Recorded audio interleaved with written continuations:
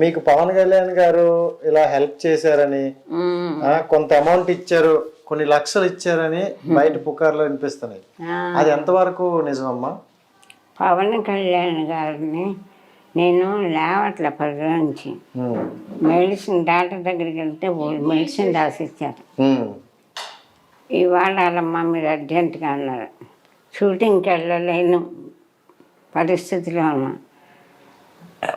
అప్పుడు ఎవరో చెప్పారు, అమ్మా పవన్ కళ్యాణ్ గారు షూటింగ్లో ఉన్నారు, మీరు వెళ్ళి కలవండి, మీరంటే అభిమానం. పవన్ కళ్యాణ్ గారు ఎప్పుడు కనిపించినా చాలా అభిమానంగా పలకరించేవారు. పెద్ద పరిచయం లేకపోయినా బాగుండదు. సరే ఒకసారి కనపడి, ఏమండి నాకు ఏదైనా చిన్న క్యారెట్ ఇప్పించుకుని అలుగుదాం అనుకొని వెళ్ళాను నేను. వెళ్తే మేనేజర్లు డైరెక్టర్లు అందరూ వీలేదమ్మా చాలా సీరియస్గా ఉన్నారు, లోపల డాన్స్లో ఉన్నారు. గబ్బర్ సింగ్ షూటింగ్ అప్పుడు వెళ్ళటానికి లేదు, మమ్మల్ని పెడతారా, ఏం లేదు మీరు పైన ఉండండి వచ్చాక చూస్తాం మాట్లాడదు కానీ అన్నాడు. ఒలిగిపోతున్నాయి ఇలా చలికి, అమ్మాయిని తీసుకునేది. అలాగే కష్టపడి ఉన్నా. ఉండి ఆయన రాగానే గేట్ దగ్గరే పెడతారుగా జీబు, ఆయనకి దూరంగా పెడతారా నడుచుకున్న చెక్కమ. హీరోలు హీరోయిన్లు గుమ్మం దగ్గరే కదా ఎక్కువ. ఆయన గుమ్మం దగ్గర ఆపేసి ఆయన వాళ్ళ బండి కారు కూడా కాదు, వ్యాన్లు ఉంటాయి కదా, అది చూసాను నేను. మమ్మల్ని ఎక్కడ మీరు ఎట్టండి ఆయన కోపడతారని చూసి మీరు వెళ్ళిపోండి. ఏంట నేను ఆర్టిస్ట్ అని తెలుసు, హెల్త్ బాగాలేదు, వణుకుతున్నాను. సరే ఎవరు కసిరేయటం అలాగ చూసి వాకిలి కలిసి చూస్తుంటే ఆయన నిలబడలేకపోతున్నాను. సరే బయటకు వచ్చేది చూసి గబ్బకి నా కారెక్కి స్టార్ట్ చేస్తారు, వెళ్ళిపోతున్నారు. వెళ్ళండి మట్ల మేనేజర్ వీళ్ళు వెళ్ళినట్లు బళ్ళగా వేసి పొడిచేశారు. ఆయన కూడా వెళ్ళినట్ల, ఆయన నాతో యాక్ట్ చేశాడు సీరియల్, 2 సినిమాలు యాక్ట్ చేశాడు. నేనేంటో తెలుసు, అయినా సరే ఉన్నాడమ్మా కోపడతారండి, మీరు వెళ్ళకండి. నాకు ఒళ్ళు మండిపోయింది. ఇంకా అంతసేపు కష్టపడి నిలబడి వెళ్ళట్లేదని ఏమన్నా భయ అనేసి తోసేసుకొని ముందుకు వేసా. ఆయన ఎందుకు ఆయన అటు మాట్లాడుతూ ఇటు దిప్పి పెడతాడు, నేను కనపడలే. ఆపలా అని ఒక్క దూకాడు జీబులో నుంచి. దూకి పరిగెట్టడమే మామూలుగా నడవల, పరిగెట్టి వచ్చారు నా దగ్గరికి వచ్చారు. కొంచెం దూరంలో ఉన్నాను.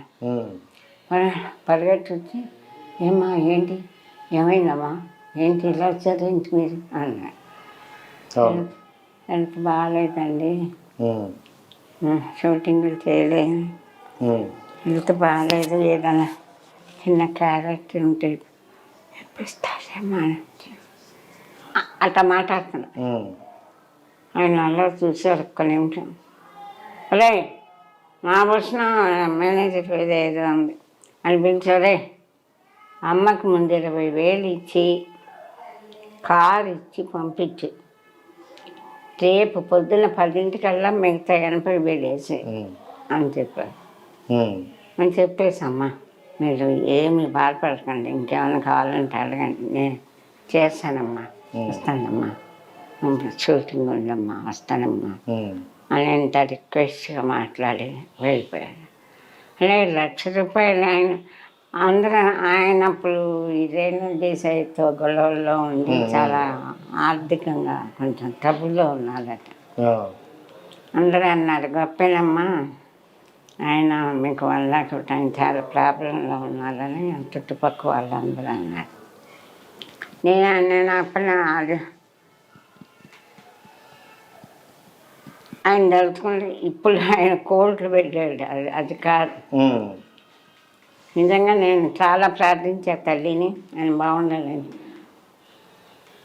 ఆయన ఆయన నేను పెద్ద కలిసిమెలిసి ఏం తిరగలేదు, పెద్ద పర్సనల్ టచ్ ఏం లేదు మాకు. ఊరికే నేను తెలుసు అంతే. సుస్వాగతంలో చేశాను. సుస్వాగతం సినిమా చూస్తారు, ఆ బస్సులో కిల్లి ఉమ్మేస్తూ చూసాను, అదే పరిచయం. ఆ తర్వాత మళ్ళీ గబ్బర్ సింగ్ అప్పుడు చాలా గ్యాప్ వచ్చింది. మనం వేసిన చిన్న క్యారెక్టర్ ఆయనకి కొత్త. ఆయన గుర్తుపెట్టుకుని మీ వరకు రావడం అనేది ఆయన సంస్కారమే కదమ్మా. అది రావటం కాకుండా అట్లా జంప్ చేసి పరిగెట్టుకుని వచ్చి అడిగి హెల్ప్ చేశారే హీరో, దానికి నేను లక్ష కాదు ఎన్ని కోట్లకు కూడా విలువ లేదని అనుకుంటాను. నేను ఎన్నో కోట్ల విలువ ఇస్తాను. ఆ మనసుకి అంత గౌరవించి అభిమానించి పరిగెత్తి వచ్చారు కదా. ఆయన దిక్కులు ఏంటి సమలాలు వచ్చావురా అమ్మ, డబ్బులు లేవా, అలా ఒక 20,000 ఇచ్చి పంపా అంటే పోయి కదమ్మా, ఇంకేమైనా చేయగలమా.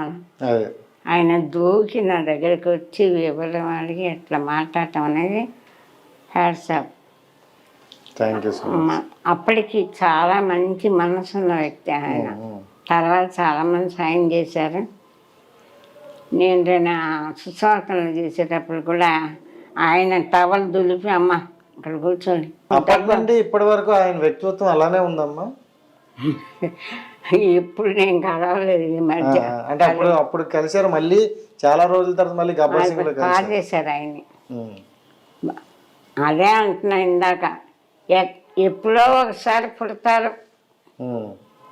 కారణ జన్ములు. చిరంజీవి గారితో మీరు చేశారా? 4 సినిమాలు చేశారు. ఆయనకి ఈయనకి తేడా ఏమైనా మీకు అనిపించిందా? ఎవరి గొప్ప వాళ్ళు. చిరంజీవి గారిలో ఏంటి ఉందంటారు? మీరు ఆయనతో 4 సినిమాలు చేశారు. చిరంజీవి గారి తోటి మనం పవన్ కళ్యాణ్ గారు అని మనం పోల్చకూడదులేండి, ఎవరి గొప్ప వాళ్ళదే. అంటే ఆయన గురించి మీకు తెలిసిన ఏవైనా మెమరీస్ ఉంటే చెప్తారేమో.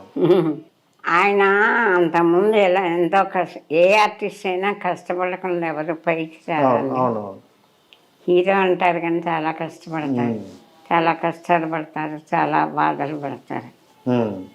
అయితే ఒక ఏజ్ వచ్చాక, ఒక లెవెల్ వచ్చాక ప్రతి వ్యక్తిలోనూ మార్పు వస్తుంది. అది రాకపోతే వాళ్ళు వ్యక్తులే కాదు, మనుషులే కాదు వాళ్ళు.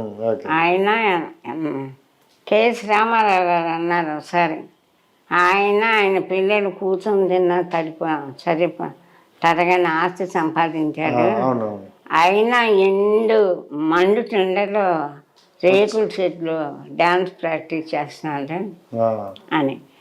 అంటే